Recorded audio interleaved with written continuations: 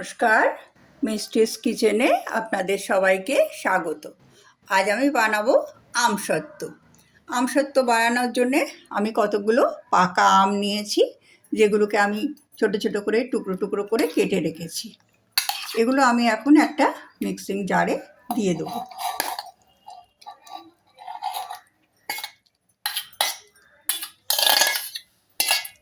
Mixing জারে দিয়ে এটার আমি একটা খুব মিহি পেস্ট বানিয়ে নেব।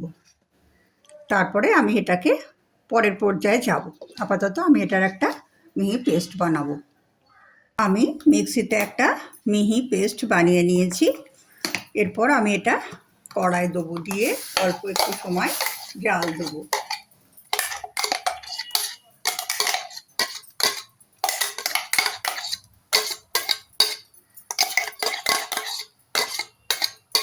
যদি আপনাদের মনে হয় আমের মধ্যে আঁশ থাকবে, তাহলে আপনারা একটু ছেঁকে নেবেন। আমার এই আমে কোনো আঁশ নেই, সেজন্য আমি এটাকে ছাঁকিনি। এবার এটাকে আমি অল্প সময় জাল দেবো।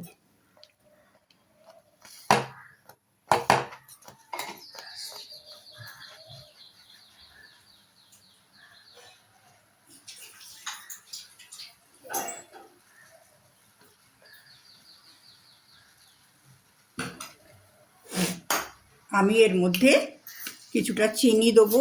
চিনিটা আপনারা সেরমই দেবেন যেরকম আমরা মিষ্টি খেতে চান। আমার এই আমগুলো খুবই মিষ্টি, আমি 6 চামচ ছাপাছাপি চিনি দিলাম।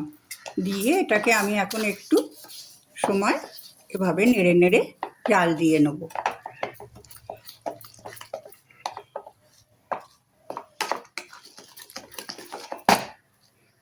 এটাকে আমি 5 থেকে 7 মিনিট জাল দেবো।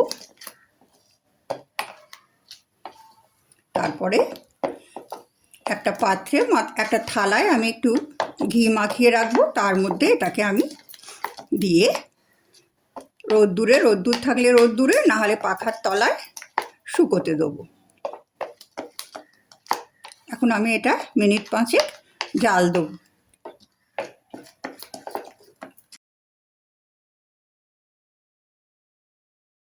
আমি আমসত্ত্বটা প্রায় 5 মিনিট ধরে জাল দিচ্ছি। এটা আমার হয়ে গেছে। মাঝখানে আমি একটু বিট নুন দিয়ে দিয়েছি অফ ক্যামেরায়। এবারে আমি ওপর থেকে একটু ভিনিগার দিয়ে দেবো।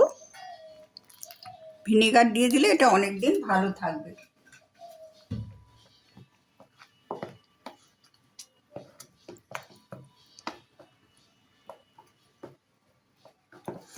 এবার আমি গ্যাস অফ করে দেবো। গ্যাস অফ করে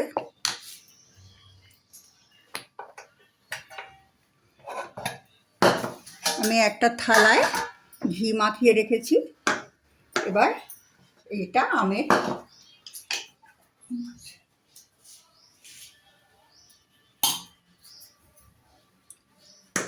আমেরটা আমি এইভাবে এই থালায় ঢেলে দেবো।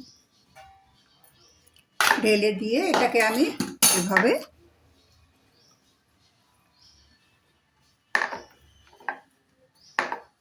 এরপর এটাকে আমি রোদ্দুর থাকলে রোদ্দুরে, না হলে পাখার তলায় শুকোতে দিয়ে দেবো। এটা শুকিয়ে গেলে এই আমসত্ত্ব আমরা খেতে পারবো। আমার আমসত্ত্বটা শুকিয়ে গেছে। এটা 3 দিন আমার সময় লেগেছে শুকোতে। এটাকে আমি এরকম চৌকো পাতলা পাতলা লম্বা লম্বা করে কেটে নিয়েছি, কিন্তু এই থালাটা এখনও শুকোয়নি, সেই জন্য এটা এখনও তুলিনি। এটা আরেকটু রোদ্দুরে রাখতে হবে, তারপর শুকোবে।